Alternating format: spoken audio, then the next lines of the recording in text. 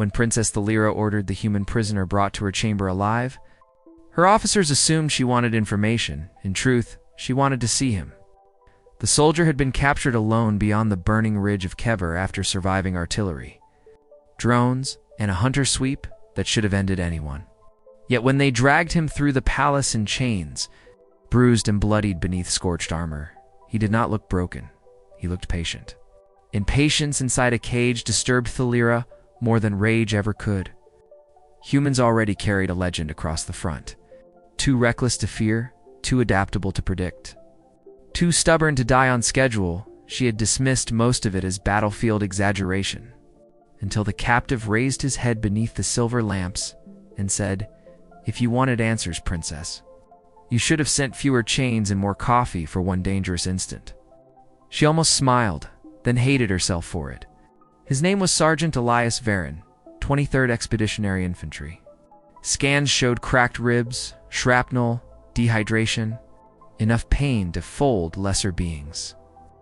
But he sat straight in the restraint frame, as if dignity were another weapon no one had managed to take.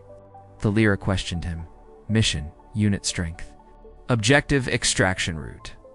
Elias answered with silence so controlled, it felt professional rather than dramatic.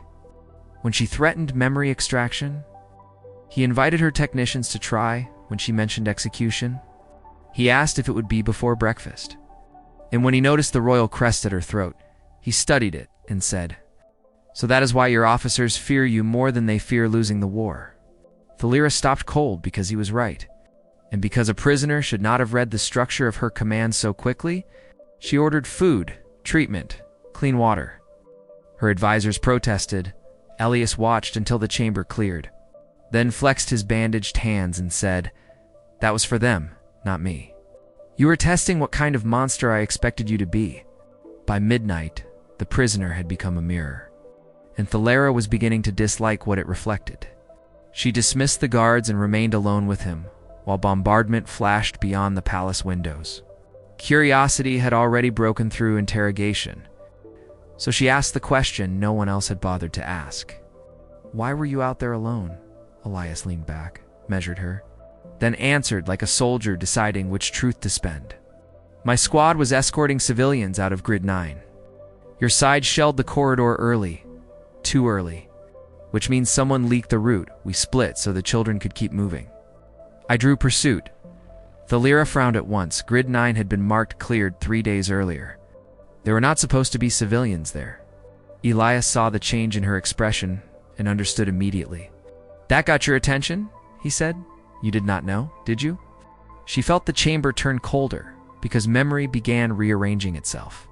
Casualty reports filed too neatly, rapid victories in districts that should have been chaotic, officers who always benefited from emergency powers. She demanded details. Elias gave only enough to prove he was not inventing the story. There had been families in maintenance tunnels, medics in sealed tram lines, all of them shelled by coordinates marked humanitarian safe by both sides. Thalira's stomach tightened, because if he was telling the truth, someone in her own command had not merely escalated the war, they had fed civilians into it. Then Elias said the sentence that lodged under her skin like shrapnel. "You are either in command, princess, or you are being used to decorate someone else's cruelty." Insult she could dismiss, this she could not. She turned toward the city, and suddenly the old imperial promise that order flowed cleanly from the throne looked thin. Instead of calling the guards back, she asked the question that only frightened rulers ask in private. "If you were me, how would you know whom to trust?" The human answered too quickly to be performing. "I would not start with trust. I would start with patterns. Who profits when chaos gets worse? Who keeps surviving bad decisions? Who gets richer while soldiers get shorter meals? Follow the people who call every atrocity necessary and every question disloyal." Humans learn that lesson the expensive way. There was no boasting in it, only experience, blunt and earned. And that made it far more dangerous than pride. Thalira realized then what unsettled older species about humanity. Humans did not claim wisdom because they had suffered. They suffered, adapted, and kept the lesson. Even when it implicated their own side, she studied Elias again.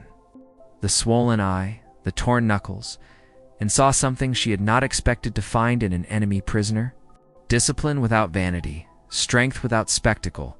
Outside, the High Marshal's summons arrived on her private terminal. Immediate transfer of the human captive to military intelligence. Urgent, sealed, above royal review. Thalira read it once, then again, and every instinct sharpened. Because urgency was often just panic wearing medals.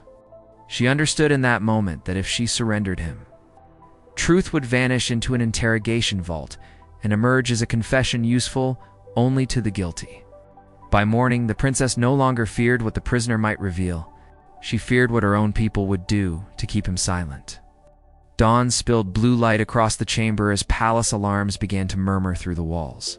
Thalira stepped toward the restraint frame and cut Elias free herself. The human did not lunge, did not celebrate, did not even stand until she moved back and gave him space.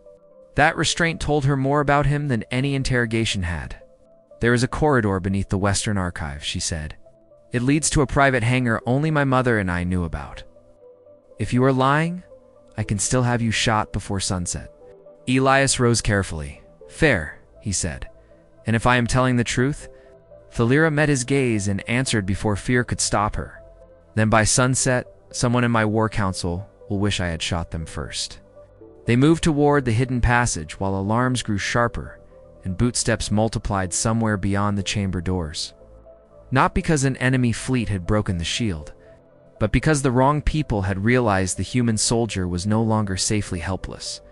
And as Thalira led him into the dark with betrayal ahead and war at her back, one terrible, exhilarating truth settled inside her at last. Capturing a human had felt like victory at dusk by morning. It felt much more like the beginning of an education,